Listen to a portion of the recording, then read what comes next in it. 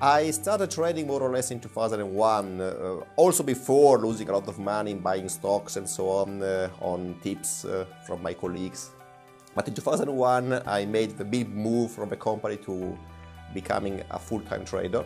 Then later on, I moved also adding Forex strategies, which actually are the same models I use on the futures, but I also added Forex because I could have a variety of different new instruments in the different Forex pairs, which by the way have each of them a different identity. So it's also interesting to discover on each different pair the best way to trade it. I have a huge portfolio of strategies. I mean, I have plenty of strategies working together, and I focused, and I'm still focusing a lot on the risk of each strategy and the risk of them working together.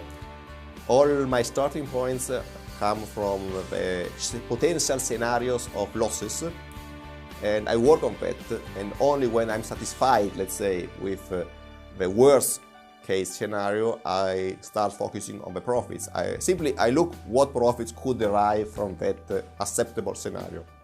Today my strategies are working completely automated. They are working on a machine which is sending orders automatically. So I'm here talking to you while the strategies are working. I think the ideal situation scenario would be two portfolios, two programs, two systems, strategies, how they call them, where one is for quiet investors who think that this program as an investing opportunity with stable returns over the years, small drawdowns, and the other one for smaller portions of money for people who want higher returns, obviously accepting higher drawdowns and a higher risk on every single operation. I met people from Actuary last year, and they presented their idea about the multi-trader, which I liked.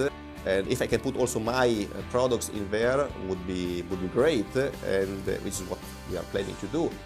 Actually convinced me, not in terms of numbers, they never spoke about what could be the potential of the business. What I liked, the feeling I got, they were really worrying about the customers.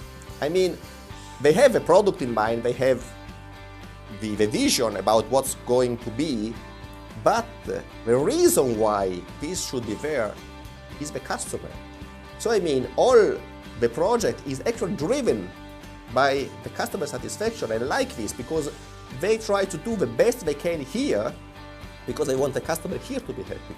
So when I felt this, they were not saying, but this is what I got as a feeling talking to them, and all the focus they had was always about what would be the outcome for the customer if we do this, if we do that.